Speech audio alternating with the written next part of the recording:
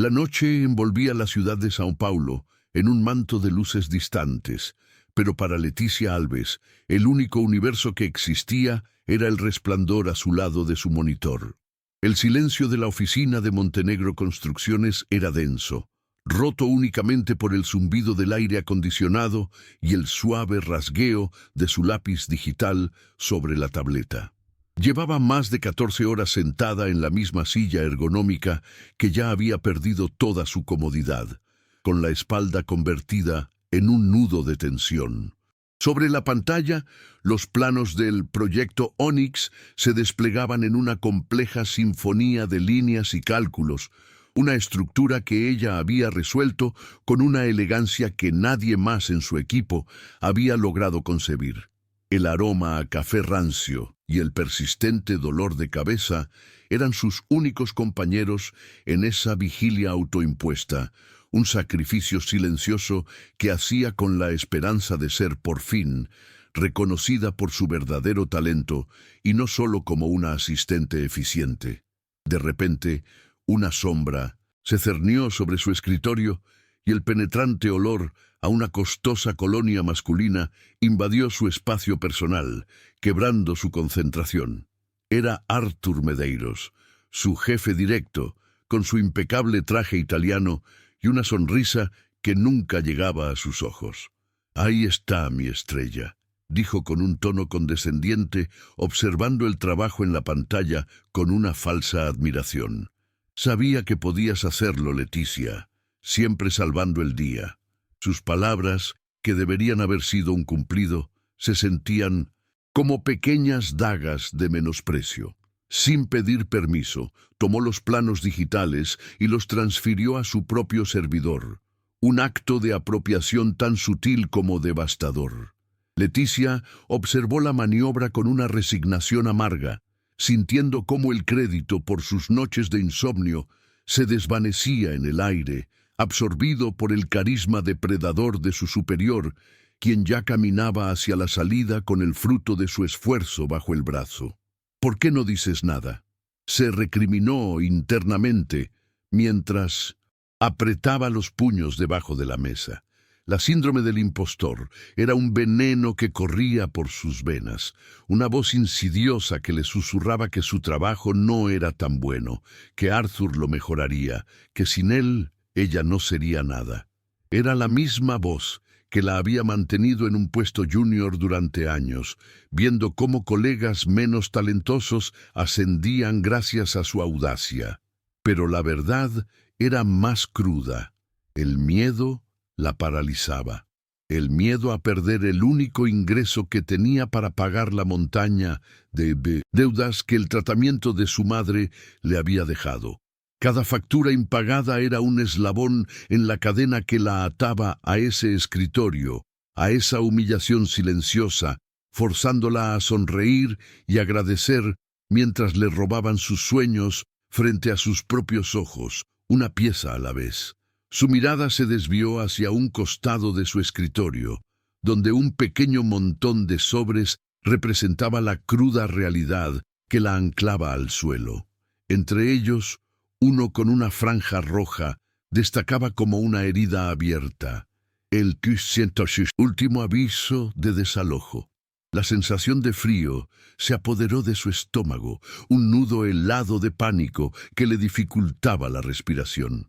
El sueño de diseñar edificios que tocaran el cielo parecía una burla cruel, cuando ni siquiera podía asegurar un techo sobre su propia cabeza. La magnífica estructura que brillaba en su monitor, una promesa de un futuro brillante para la ciudad, contrastaba brutalmente con la fragilidad de su propia existencia. En ese instante, Leticia no era una arquitecta visionaria, era solo una mujer agotada, atrapada entre la genialidad de su mente y la precariedad de su vida, rezando por un milagro que parecía cada vez más lejano. Días después, la atmósfera en la sala de juntas de la planta 30 era tan gélida como el acero pulido de su mobiliario. Un silencio premonitorio se cernía sobre los arquitectos y jefes de proyecto, todos convocados a una reunión de emergencia. En la cabecera de la inmensa mesa de caoba Ricardo Montenegro dominaba el ambiente. No era solo su posición como CEO, sino su aura de autoridad implacable, lo que exigía respeto y temor a partes iguales. Sus ojos grises, agudos y calculadores recorrieron cada rostro en la sala antes de detenerse en un punto indeterminado. Su voz, cuando finalmente habló, fue grave y cortante, desprovista de cualquier preámbulo. El proyecto Onyx tiene un error de cálculo estructural, un error que nos costará millones en retrasos y penalizaciones, un error que alguien en esta sala cometió. Cada palabra cayó como un martillo, y la tensión colectiva se transformó en un miedo individual y palpable.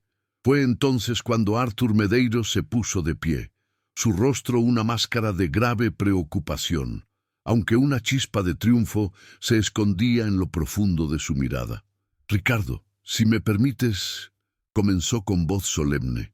En la pantalla gigante detrás de Ricardo, Arthur proyectó una serie de correos electrónicos y registros digitales. Eran cadenas de comunicación expertamente falsificadas, en donde las advertencias de Leticia sobre posibles fallos habían sido borradas y reemplazadas por aprobaciones directas con su firma digital.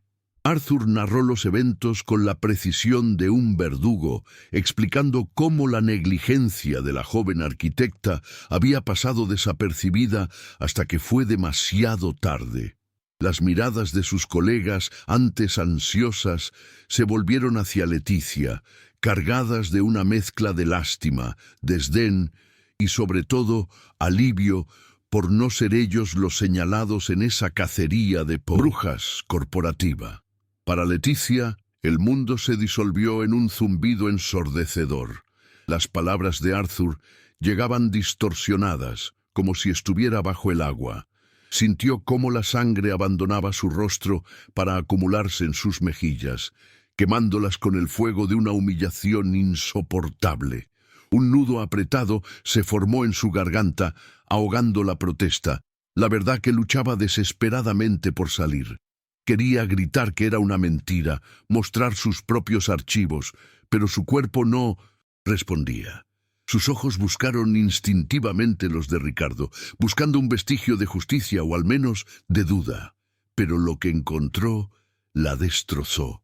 Una frialdad glacial y un destello de algo más. Reconocimiento. Sí, la reconoció como la mujer de la fiesta de la empresa meses atrás. Un error de juicio, y esa memoria pareció sellar su destino, tiñendo la situación con un desprecio aún más personal y amargo. Ricardo Montenegro no vaciló. Su decisión fue tan rápida y eficiente como cada uno de los empresariales. Se puso de pie, su imponente figura proyectando una sombra sobre toda la sala. «Negligencia inexcusable», sentenció, y las dos palabras resonaron como un veredicto final, un epitafio para su carrera. «Recoja sus cosas. Está despedida». No hubo espacio para la defensa, ni una sola pregunta sobre su versión de los hechos. La justicia en el mundo de Ricardo era un lujo que no podía permitirse ante un error de esa magnitud. Leticia se levantó. Sus piernas temblaban, pero su espalda se mantuvo recta. En un silencio sepulcral, recogió su cuaderno y su bolso, sintiendo sobre ella el peso de cada mirada, el juicio silencioso de las personas con las que había compartido café y sueños. Caminó hacia la puerta, dejando atrás no solo su trabajo, sino los restos de su reputación hecha añicos. Mientras la puerta de cristal se cerraba tras Leticia, Ricardo Montenegro permaneció inmóvil, observando el vacío que ella había dejado. Esperaba lágrimas, súplicas, una explosión de ira, las reacciones predecibles ante una humillación de tal calibre.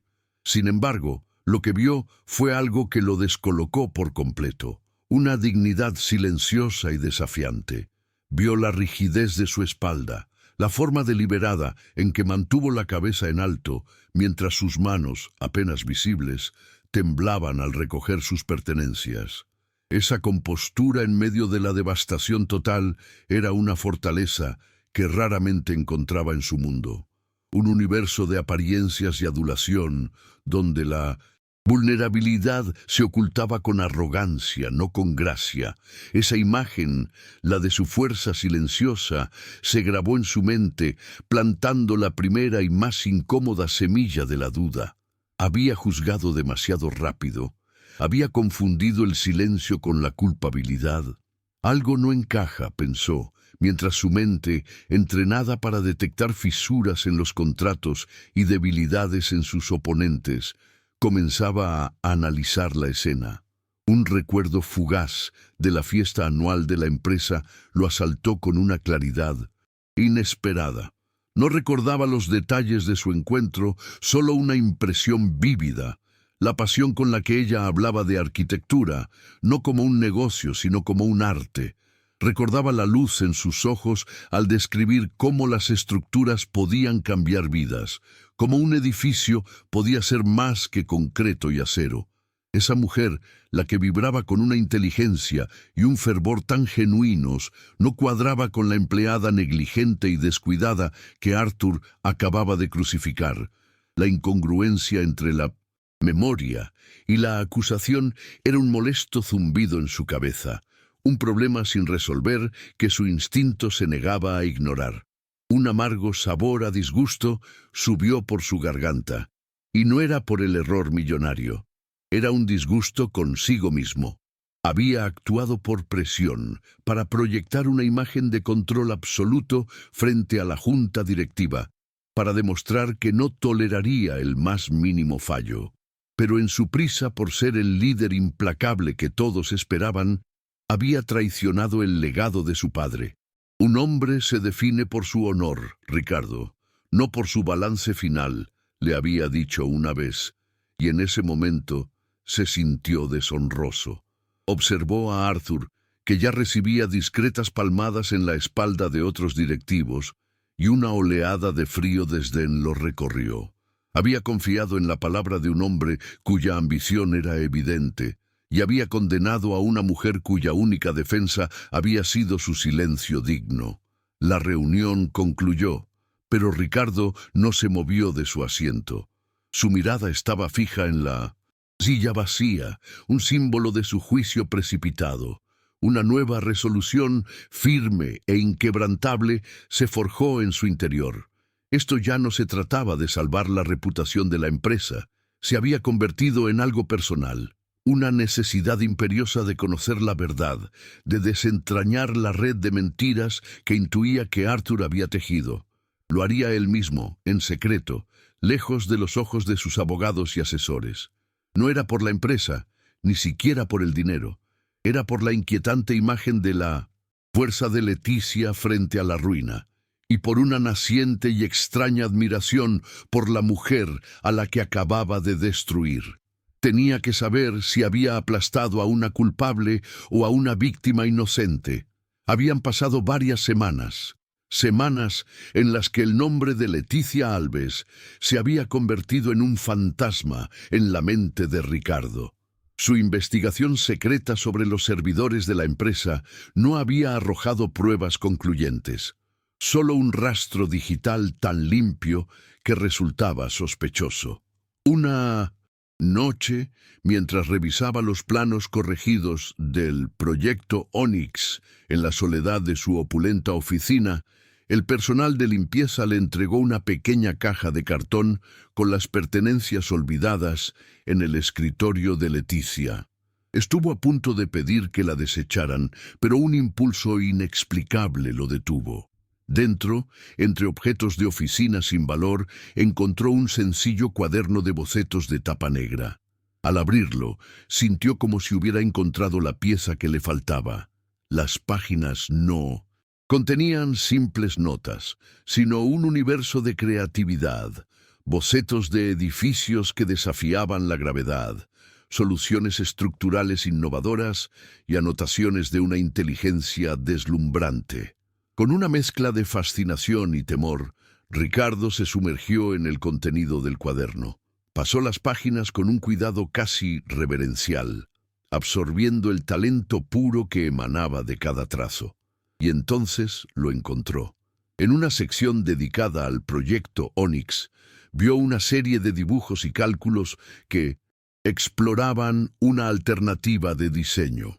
En los márgenes, con una caligrafía precisa, Leticia había advertido sobre el riesgo exacto del fallo estructural que había ocurrido, detallando por qué el enfoque de Arthur era propenso a errores y proponiendo una solución no solo más segura, sino infinitamente más elegante.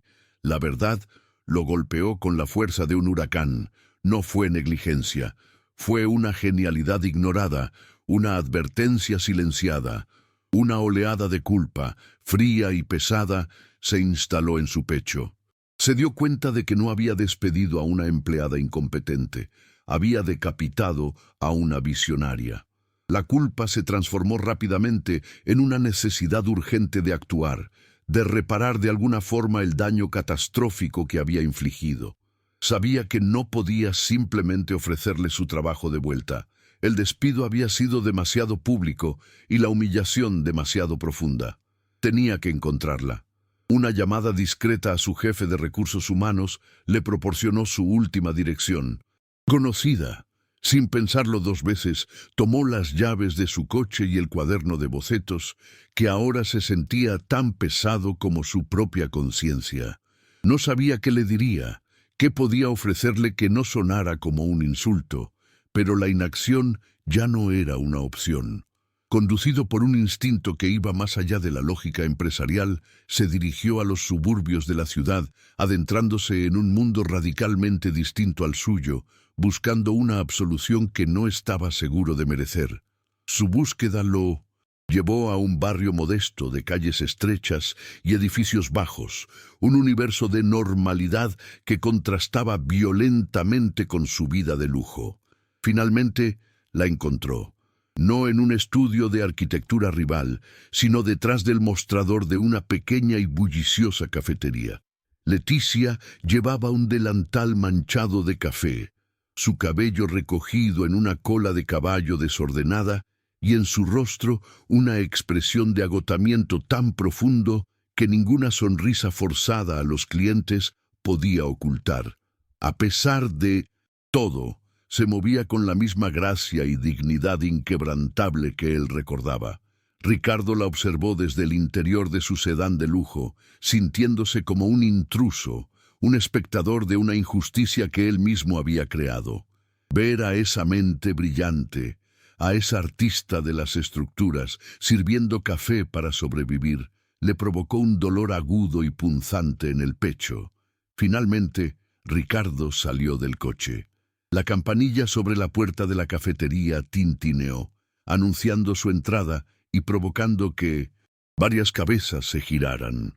Leticia, de espaldas, mientras limpiaba la máquina de expreso, no lo vio al principio.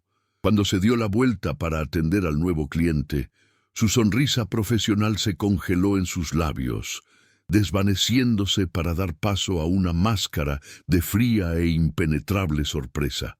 El murmullo de las conversaciones y el chocar de las tazas parecieron retroceder hasta convertirse en un zumbido lejano, dejando un silencio tenso y pesado entre ellos dos. Por un instante, el tiempo se detuvo. Él, el CEO multimillonario en su traje a medida, parecía un espectador de otro mundo. Ella, la arquitecta caída en desgracia, lo miraba como si fuera un fantasma de una vida pasada, uno que había vuelto para atormentarla. Su corazón latía con una mezcla de ira y pánico, pero su rostro no reveló nada. Él avanzó lentamente hacia el mostrador. Cada paso se sentía extrañamente pesado, como si caminara contra una corriente invisible. La barrera de mármol pulido que los separaba parecía un abismo infranqueable entre sus dos realidades. Su habitual confianza, esa armadura que vestía a diario, se había evaporado. Leticia comenzó, su voz sonando más grave y menos segura de lo que pretendía. De su bolsillo interior sacó un sobre grueso y lo deslizó sobre el mostrador. He venido a... Esto es una compensación por el malentendido. Las palabras sonaron torpes, vacías. Era un gesto nacido de la culpa, pero ejecutado con la frialdad transaccional de un hombre acostumbrado a que el dinero lo solucionara todo. No pudo sostenerle la mirada. En su lugar, fijó la vista en el sobre, una ofrenda de paz que se sentía ridículamente insuficiente ante la magnitud del daño causado. La mirada de Leticia cayó sobre el sobre abultado y luego se alzó para encontrarse directamente con los ojos de él. Una sonrisa amarga, casi imperceptible, curvó sus labios por una fracción de segundo. Cuando habló, su voz era un susurro, pero cada sílaba estaba forjada en acero. Mi dignidad no está en venta, señor Montenegro.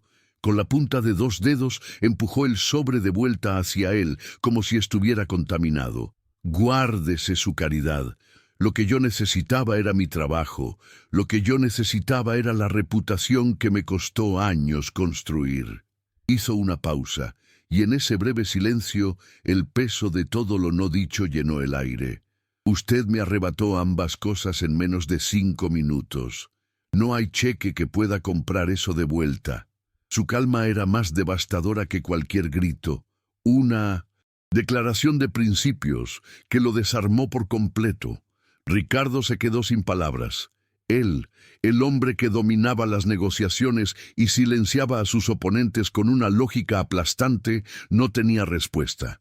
La facilidad con la que ella rechazó su dinero fue un rechazo a todo su sistema de valores, a su creencia de que todo y todos tenían un precio. Vio en sus ojos no solo el agotamiento y la tristeza, sino también una reserva de fuerza y orgullo que lo dejó a la vez intimidado y profundamente admirado. Recogió el sobre sintiéndose un completo idiota. Lo siento, logró articular, aunque las palabras sonaron huecas y patéticas incluso para sus propios oídos. Se dio la vuelta y salió de la cafetería bajo la mirada curiosa de los demás clientes. Pero la imagen de Leticia, de pie, digna en medio de las ruinas de su vida, se quedó grabada a fuego en su mente. Acababa de descubrir que su camino hacia la redención sería mucho más complicado. La compostura de Leticia se mantuvo intacta hasta que el último cliente abandonó la cafetería y pudo cerrar la puerta. Una vez, en la soledad de su minúsculo apartamento, la armadura de orgullo que la había sostenido durante el encuentro con Ricardo se hizo añicos, y un temblor incontrolable se apoderó de su cuerpo. El enfrentamiento, en lugar de empoderarla, la había vaciado por completo. La adrenalina de la ira dio paso a una desesperación profunda y agotadora. Apoyada contra la pared fría de la cocina, sintió cómo la habitación comenzaba a girar a su alrededor, una violenta ola de mareo que la obligó a aferrarse a la encimera para no caer. Lo atribuyó al estrés, a las noches mal dormidas y a las comidas que se había saltado para ahorrar dinero. Era el precio físico que su cuerpo estaba pagando por la guerra silenciosa que libraba cada día para simplemente mantenerse a flote en un mar de deudas y desolación. Los mareos, sin embargo, no cesaron. Se convirtieron en una constante, acompañados por náuseas matutinas que hacían de cada comienzo de jornada una tortura. Un par de días después, durante la hora punta del almuerzo en la cafetería, mientras maniobraba con una bandeja cargada de platos calientes, la luz del local pareció intensificarse hasta volverse blanca y cegadora. Y luego, todo se volvió negro. El siguiente sonido que registró fue el estrépito de la vajilla rompiéndose y los gritos ahogados de los clientes. Despertó en la cama de una sala de emergencias, con el olor a antiséptico inundando sus fosas nasales y una aguja conectada a su brazo. Una doctora de rostro amable le hizo una serie de preguntas antes de revisar los resultados de sus análisis. Su voz fue suave, pero las palabras que pronunció retumbaron en la cabeza de Leticia con la fuerza de una explosión. «Enhorabuena, señorita Alves. No está enferma, está usted embarazada de 8 semanas». embarazada. La palabra quedó suspendida en el aire, irreal y monstruosa. Leticia sintió cómo todo el aire abandonaba sus pulmones. Un torbellino de emociones la golpeó, shock, negación y finalmente un pánico helado que se apoderó de cada fibra de su ser. Su mente en un instante hizo la conexión inevitable, el cálculo aterrador. 8 semanas, la fiesta de la empresa, la noche que había pasado con Ricardo Montenegro, una única noche de vulnerabilidad, un lapsus en el control férreo de su vida que ambos habían acordado tácitamente olvidar, se había manifestado de la forma más imposible y permanente. El hombre que la había despojado de su futuro profesional, que la había humillado frente a sus pares, era el padre del hijo que ahora crecía en su vientre. De repente, su lucha ya no era solo por su honor. Ahora se trataba de asegurar un futuro para su hijo, un niño que estaría inextricablemente ligado al hombre que había intentado destruirla. Esa revelación transformó su desesperación en una furia fría y decidida. El instinto maternal, feroz e innegable, se convirtió en su nueva armadura.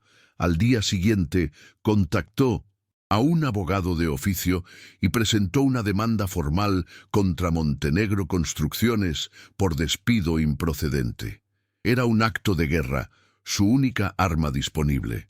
Pero el mundo de Ricardo contraatacó con una velocidad y una crueldad que no había previsto. La noticia se filtró a un conocido blog de cotilleos corporativos que la retorció en un titular sensacionalista y venenoso. La arquitecta despedida reclama embarazo del CEO para extorsionarlo. El artículo la pintaba como una arribista, calculadora, una seductora que había planeado todo para atrapar a un millonario. La humillación privada de la sala de juntas se convirtió en una lapidación pública, amenazando con aniquilar no solo su carrera, sino su identidad y su carácter ante el mundo entero. La reacción del público fue tan inmediata como salvaje. De la noche a la mañana, Leticia pasó de ser una desconocida a ser el centro de un circo mediático despreciable. Su rostro estaba en todas partes, su nombre en boca de todos, siempre acompañado de adjetivos como arribista, cazafortunas, extorsionadora. Los susurros la seguían en el supermercado. Los flashes de los paparazzi la acechaban fuera de su edificio, y su teléfono se llenó de mensajes de odio de extraños. El dueño de la cafetería, un hombre amable pero temeroso del escándalo, la despidió con una disculpa avergonzada y un sobre con algo de dinero. Ahora estaba completamente sola, desempleada, embarazada y prisionera en su propio apartamento, con las persianas bajadas como si pudiera bloquear el juicio del mundo exterior. La humillación de la sala de juntas era un recuerdo lejano comparado con esta lapidación pública que no atacaba su profesionalidad, sino su esencia como mujer. Mientras tanto, en el Olimpo corporativo, Ricardo se enfrentaba a su propia tormenta. La junta directiva estaba furiosa, no por la posible injusticia cometida contra Leticia, sino por la caída del precio de las acciones y el daño a la inmaculada reputación de la marca Montenegro. Su familia, pilar de la alta sociedad, lo presionaba sin piedad. En una tensa reunión en la mansión familiar, los abogados le presentaron la estrategia: destruirla. Utilizarían su pasado humilde, las deudas de su madre, cualquier cosa para pintarla como una mujer desesperada y sin escrúpulos. Debes aniquilarla en los tribunales, Ricardo. ¿Es ella o el legado de tu padre?, sentenció su tío, el patriarca del clan. Ricardo se sentía atrapado. Su creciente certeza de la inocencia de Leticia y la culpa que lo consumía chocaban violentamente contra el muro de las expectativas familiares y la lógica empresarial. Leticia, aislada en su apartamento, leía las noticias en su tableta con un nudo en el estómago. Veía los titulares que hablaban del escándalo Montenegro y cómo afectaba a la empresa. Los artículos, escritos desde una perspectiva favorable al poder, lo retrataban a él como la víctima de una conspiración bien planeada. Y una parte retorcida y agotada de ella comenzó a creerlo. A pesar del daño que le había hecho, recordaba al hombre que se había presentado en la cafetería, con la culpa grabada en el rostro.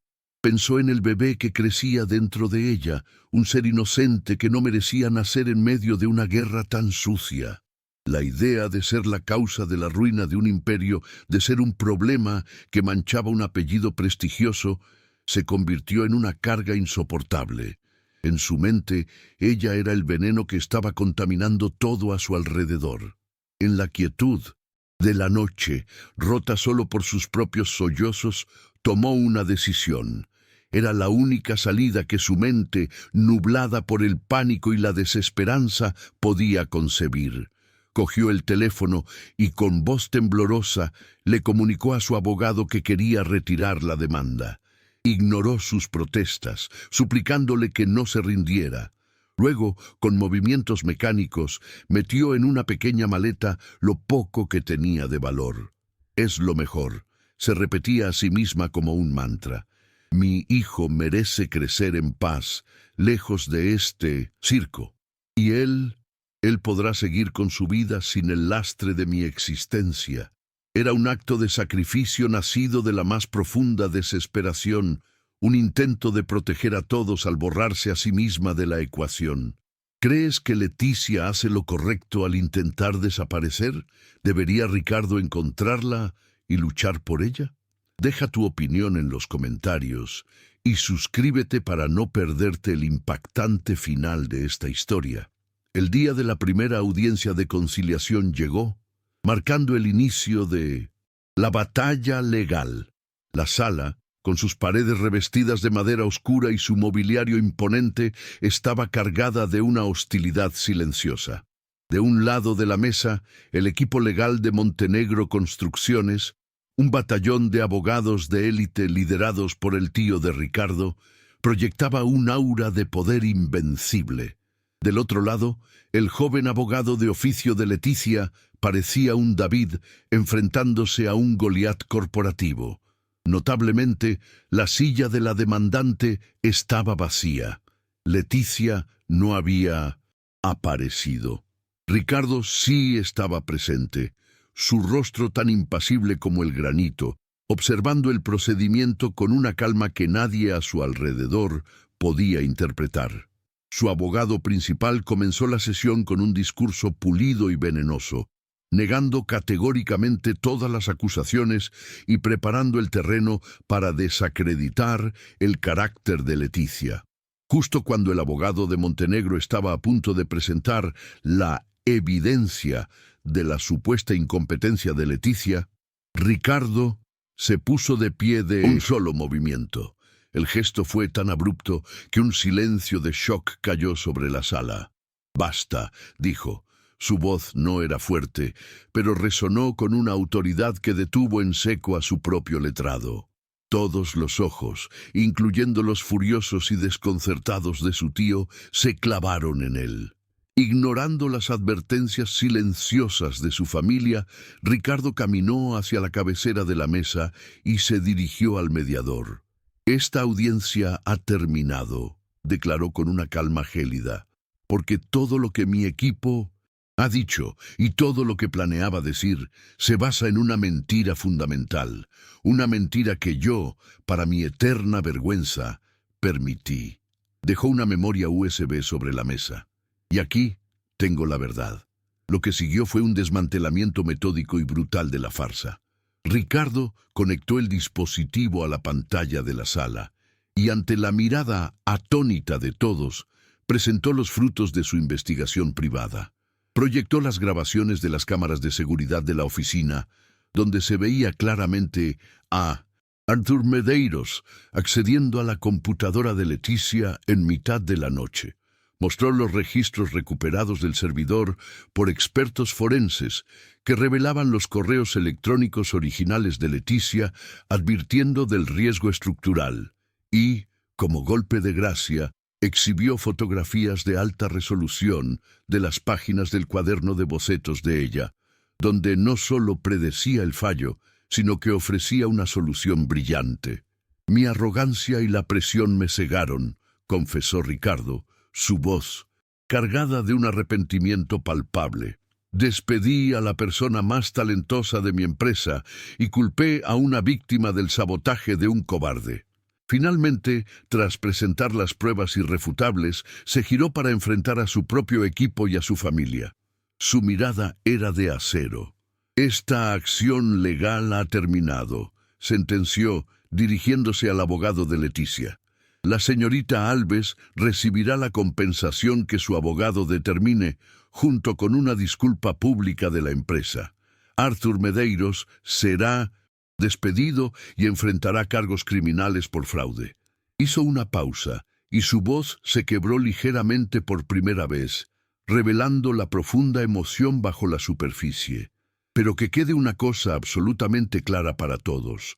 Mi única y verdadera prioridad a partir de ahora es encontrar a Leticia y dedicar mi vida a reparar el daño que le he hecho, porque ella no es una extorsionadora, es la madre de mi hijo y es la mujer a la que amo. La confesión pública, un acto de inmolación corporativa y redención personal, dejó la sala en un silencio absoluto y devastador. La confesión pública de Ricardo fue solo el primer paso. El segundo, y más difícil, fue encontrar a Leticia. Había desaparecido sin dejar rastro, su apartamento vacío, su teléfono desconectado.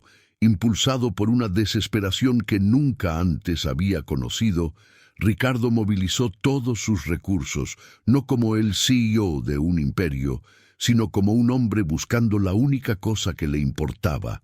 Rastreó hospitales, estaciones de Nocime, autobuses, habló con sus antiguos vecinos. Finalmente, una llamada de su abogado le dio una pista. Conmovido por la sinceridad de Ricardo, el letrado le confió que Leticia había mencionado una vez un pequeño pueblo costero, el lugar donde había pasado los veranos más felices de su infancia con su madre. Sin dudarlo, Ricardo condujo toda la noche, con el corazón dividido entre la esperanza de encontrarla y el pánico de que fuera demasiado tarde.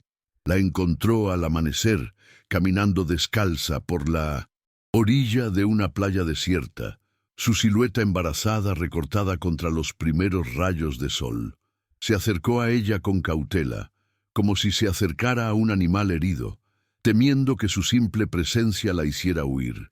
Cuando Leticia se giró y lo vio, en su rostro no había ira ni sorpresa, solo un agotamiento profundo, el de un alma que ya no tenía fuerzas para luchar.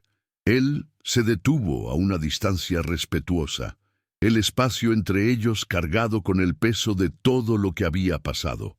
No comenzó con excusas. Las primeras palabras que salieron de su boca fueron un simple y quebrado «Perdóname». Le contó todo, con una honestidad brutal que nunca antes había usado. Le habló de su investigación, de su ceguera, de su cobardía ante la presión de su familia.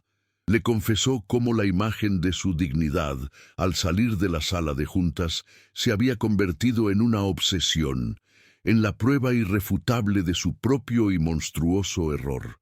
Leticia lo escuchó en silencio, mientras las olas lamían sus pies, como si el mar pudiera lavar parte del dolor. La disculpa pública había sido para el mundo, para limpiar su nombre, pero esta confesión cruda y personal era para ella, para sanar su corazón.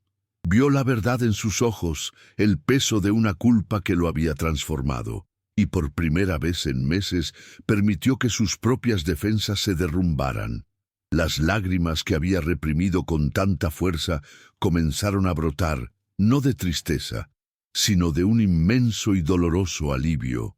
Con la voz entrecortada, le habló de su soledad, del terror que sintió al descubrir que estaba embarazada, de la asfixiante desesperación que la había empujado a creer que desaparecer era la única solución para proteger a su hijo de la guerra que ella no tenía fuerzas para pelear.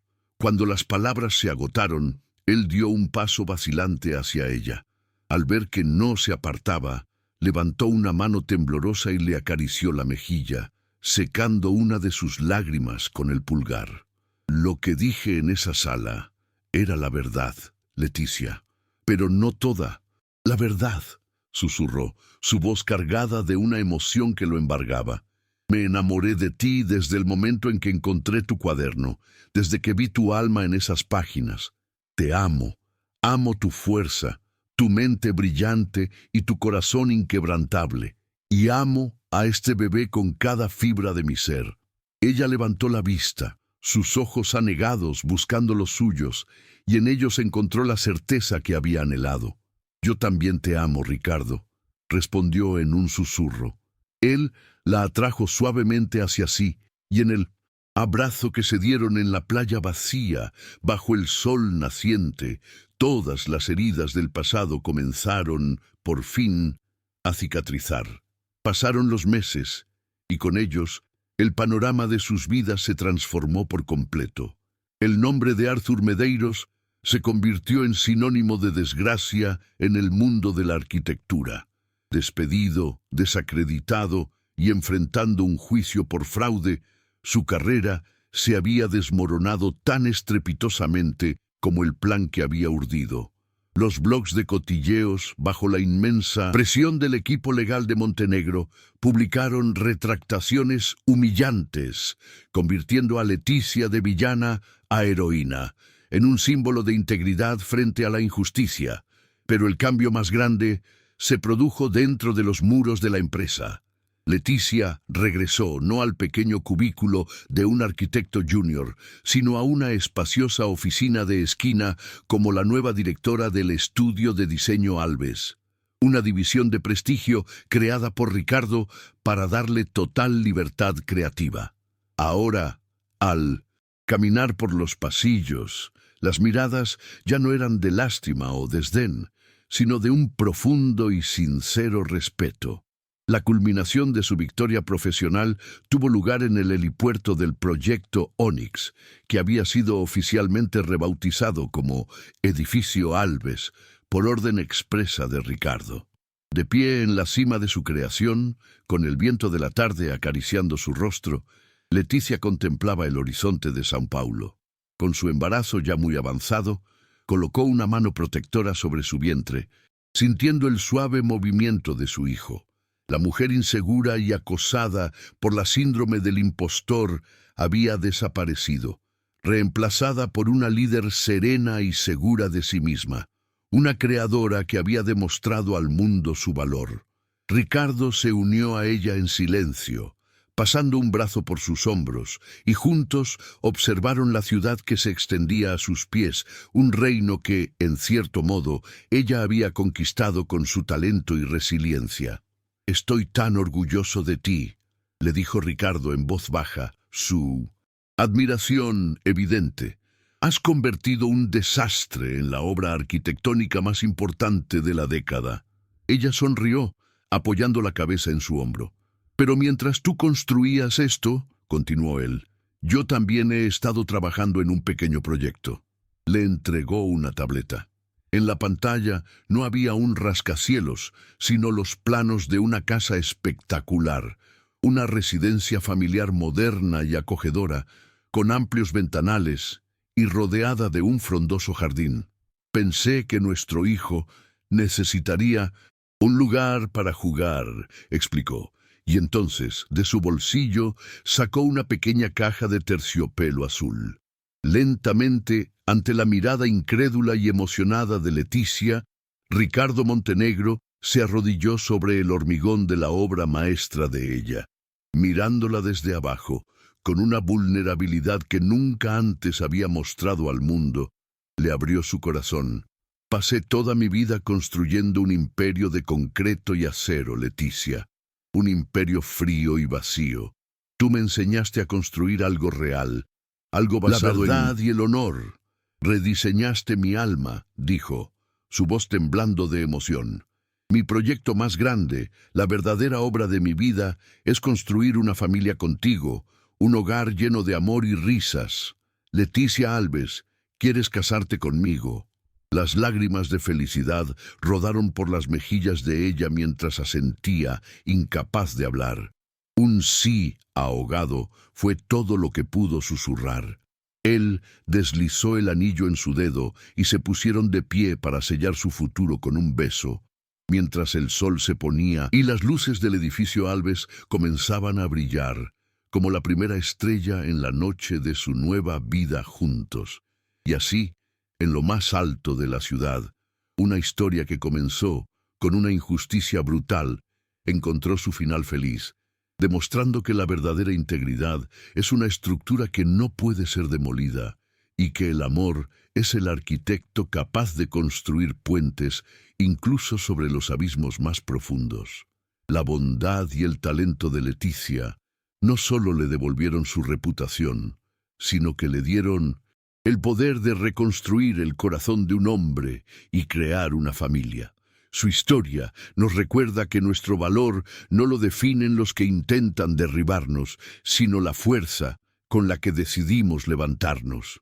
Si esta historia te ha emocionado, no olvides darle a me gusta, suscribirte al canal y activar la campanita para no perderte ninguna de nuestras próximas narraciones. Nos vemos en la siguiente historia.